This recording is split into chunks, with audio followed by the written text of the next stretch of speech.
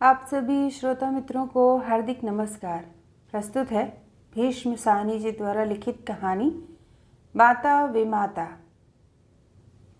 15 down गाड़ी के छूटने में 2-1 मिनट की देर थी। हरी बत्ती दी जा चुकी थी और सिग्नल डाउन हो चुका था। मुसाफिर अपने अपने डिब्बों में जाकर बैठ चुके थे जब सहसा 2 फटे हाल औरतों में हाथापाई होने लगी। एक औरत दूसरी की गोद में से बच्चा छीनने की कोशिश करने लगी और बच्चे वाली औरत एक हाथ से बच्चे को छाती से चिपकाए दूसरे से उस औरत के साथ जूझते हुए गाड़ी में चढ़ जाने की कोशिश करने लगी। छोड़, तुझे मौत खाए, छोड़, गाड़ी छूट रही है। नहीं दूंगी, मर जाऊंगी तो भी नहीं दूंगी, दूसरी ने बच्चे के लिए फिर से झपटते हुए कहा। कुछ देर पहले दोनों औरतें आपस में खड़ी बातें कर रही थीं, अभी दोनों छीना झपटी करने लगी थीं। आसपास के लोग देखकर हैरान हुए। तमाशबीन इकट्ठे होने लगे। प्लेटफार्म का बावर्दी हवलदार जो नल पर पानी पीने के लिए जा रहा था, झगड़ा देखकर छड़ी हिलाता हुआ आगे बढ़ाया। क्या बात है, क्या हल्ला मचा रही हो, उसने दबदबे के साथ कहा। हवलदार को देखकर दोनों औरतें ठिठक गईं। दोनों हाँफ रही थीं और जानवरों की तरह एक दूसरे को घूरे जा रही थीं। 2-1 मुसाफिरों को गाड़ी पर चढ़ते देख बच्चे वाली औरत फिर गाड़ी की ओर लपकी, लेकिन दूसरी ने झपट कर उसे पकड़ लिया और उसे खींचती हुई फिर प्लेटफार्म के बीचों बीच ले आई। लटकते से अंगों वाला काला दुबला सा बच्चा औरत के कंधे से लगकर सो रहा था। औरतों की हाथापाई में उसकी पतली लंबूतरी सी गर्दन कभी झटका खाकर एक ओर लुढ़क जाती तो कभी दूसरी ओर, लेकिन फिर भी उसकी नींद नहीं टूट रही थी। मत हल्ला करो, क्या बात है, हवलदार ने छड़ी हिलाते हुए चिल्लाकर कहा और अपनी पतली बेंत की छड़ी दोनों औरतों के बीच खोस कर उन्हें छुड़ाने की कोशिश करने लगा। जो औरत बच्चा छीनने की कोशिश कर रही थी उसने अपनी बड़ी बड़ी कातर आंखों से हवलदार की ओर देखा और तड़प कर बोली, मेरा बच्चा लिए जा रही है, नहीं दूंगी मैं बच्चा। और फिर एक बार वह बच्चा छीनने के लिए फिर लपकी। गाड़ी छूट रही है, नौस बिट्टी, छोड़ दे मुझे, बच्चे वाली औरत ने चिल्लाकर कहा और फिर गाड़ी के डिब्बे की ओर जाने लगी। हवलदार ने आगे बढ़कर उसका रास्ता रोक लिया। इसका बच्चा क्यों लिए जा रही है, हवलदार ने कड़क कर कहा। इसका कहाँ है, बच्चा मेरा है। वो कहती है मेरा है, बोलो किसका बच्चा है। मेरा है, दूसरी छोटी उम्र की औरत बोली और कहते ही रो पड़ी। रूह के अस्त व्यस्त बालों के बीच उसका चेहरा तमतमा रहा था, लेकिन आंखों में अब भी डर समाया हुआ था। बदहवास और व्याकुल वह फिर बच्चे की ओर बढ़ी। हवलदार जल्दी से जल्दी झगड़े का निपटारा करना चाहता था। बच्चे वाली औरत से बोला, बच्चा इसके हवाले कर दो। क्यों दे दूं, बच्चा मेरा है, तेरे पेट से पैदा हुआ था। बच्चे वाली औरत चुप हो गई और घूर घूर कर दूसरी औरत को देखने लगी। बोल, तेरे पेट से पैदा हुआ था, हवलदार ने फिर गुस्से से पूछा। पेट से पैदा नहीं हुआ तो क्या, दूध तो मैंने पिलाया, पिछले 7 महीने से पिला रही हूँ। दूध पिलाया, इससे बच्चा तेरा हो गया, बच्चे को ज़बरदस्ती लिए जा रही है। ज़बरदस्ती क्यों ले जाऊंगी, मेरे अपने बच्चे सलामत रहें, इसी से पूछ लो, डायन सामने खड़ी है। फिर दूसरी औरत की ओर मुखातिब होकर बोली, कलमुही, बोलती क्यों नहीं, मैं तेरे से छीन के ले जा रही हूँ। हवलदार जी, इसने खुद बच्चे को मेरी गोद में डाला है, यह तो इसे जनकर घूरे पर फेंकने जा रही थी। मैंने कहा कि ला मुझे दे दे, मैं इसे पाल लूँगी, तब से मैं इसे पाल रही हूँ। यह मुझे यहाँ छोड़ने आई थी, यहाँ आकर मुकर गई। हवलदार दूसरी औरत की ओर मुड़ा, तूने इसे खुद दिया था बच्चा। युवा औरत की बड़ी बड़ी उद्भ्रांत आंखें कुछ देर तक दूसरी औरत की ओर देखती रहीं, फिर झुक गईं। दिया था, पर बच्चा मेरा है, मैं क्यों दूँ, मैं नहीं दूँगी। निस्सहाय सी फिर दूसरी औरत की ओर देखने लगी। पहले जो आंसू आंखों में फूट पड़े थे, घबराहट के कारण फौरन ही सूख गए। तूने दिया था तो वापस क्यों लेना चाहती है। कातर नेत्र फिर एक बार ऊपर को उठे और उसका सारा बदन कांप गया। ये इसे परदेश लिए जा रही है, और कहते कहते वो फिर रो पड़ी। मैं सदा तेरे पास पड़ी रहूं, बच्चे वाली औरत बाहें पसार पसार कर आसपास के लोगों को सुनाती हुई बोलने लगी। मेरे डेरे वाले सभी लोग चले गए। ये मुझे छोड़ती नहीं थी, कहती थी 10 दिन और रुक जा फिर चली जाना, 5 दिन और रुक जा चली जाना। कहते कहते महीना हो गया। मैं यहाँ कैसे पड़ी रहूँ? आज गाड़ी चलने लगी तो कल मुही मुकर गई। ये तेरे रिश्ते की है? हवलदार ने पूछा। रिश्ते की क्यों होगी जी? यह काठियावाड़ की है, हम बंजारे हैं। तू गाड़ी में कहाँ जा रही है? फिरोजपुर जी। वो क्या है? हम बंजारे हैं हवलदार जी। पहले हमारे लोगों ने यहाँ ज़मीन ली थी, पूरे 2 साल हलवाही की है। अब हमें फिरोजपुर में ज़मीन मिली है।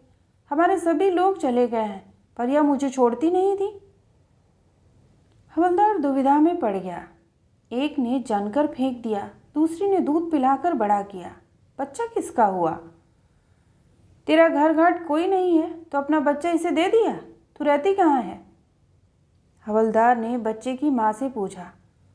यह कहाँ रहेगी जी? पुल के पास जो फूस के झोंपड़े हैं, यह वहीं पर रहती है। हम भी वहीं पर रहते थे। यह मेरी पड़ोसी है जी, मजूरी करती है। इसकी तो नाल भी मैंने काटी थी। बच्चे की माँ उद्भ्रांत सी अपने बच्चे को देखे जा रही थी। लगता जैसे वो कुछ सुन ही नहीं रही है। इसका घर वाला कहाँ है? इसका घर वाला कोई नहीं है जी। यह तो मर्दों के पीछे भागती फिरती है, कोई इसे बसाता नहीं। इसका घर बार होता तो ये बच्चे को जनकर फेंकने क्यों जाती? इतने में गाड़ी ने सीटी दी। भीड़ में से छँट कर लोग अपने अपने डिब्बों में जाने लगे। बंजारन भी डिब्बे की ओर घूमी। बच्चे की माँ ने आगे बढ़कर उसके पांव पकड़ लिए। मत जा, मत ले जा मेरे बच्चे को, मत ले जा। कुछ एक लोगों को तरस आ गया। हवलदार ने दृढ़ता से आगे बढ़कर बंजारन से कहा, बच्चा वापस दे दे। अगर माँ बच्चा नहीं देना चाहती तो तू उसे ले नहीं जा सकती। हवलदार की आवाज़ में दृढ़ता थी। बंजारन को इस निर्णय की आशा नहीं थी।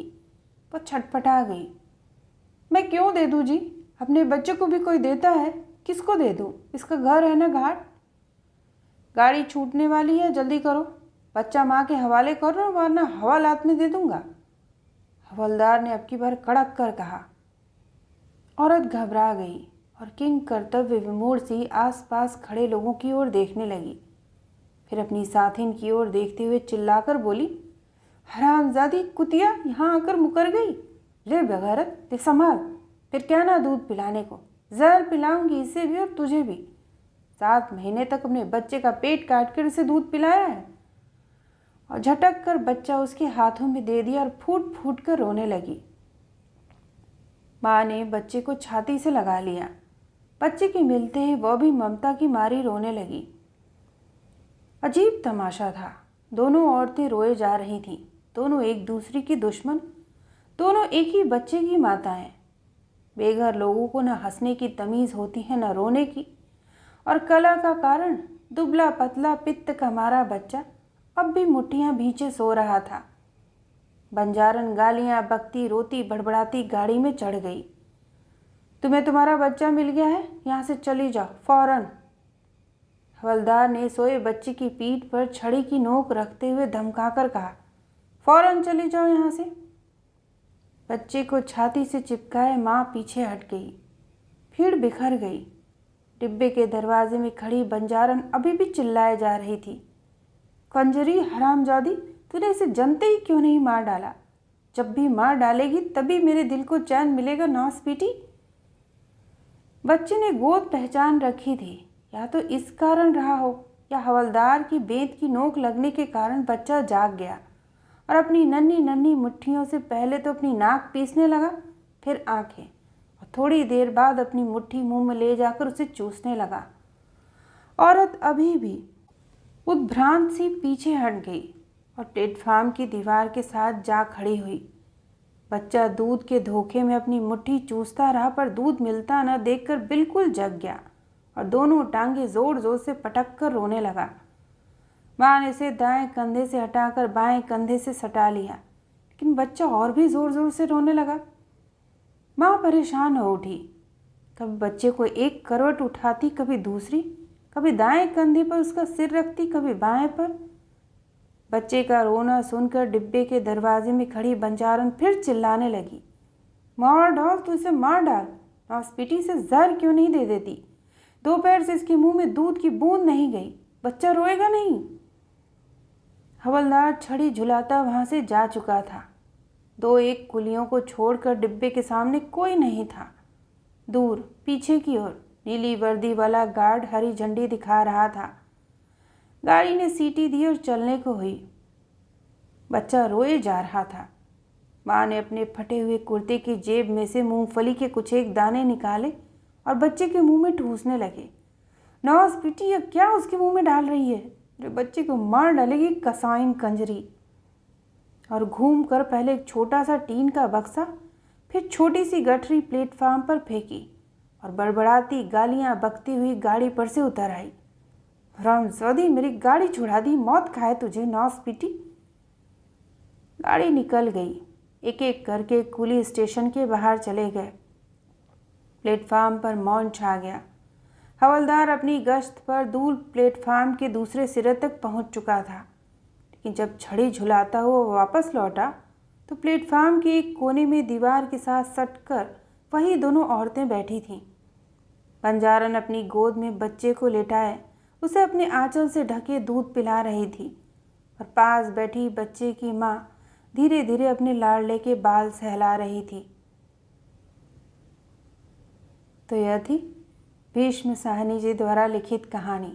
सुनने के लिए आप सभी का धन्यवाद।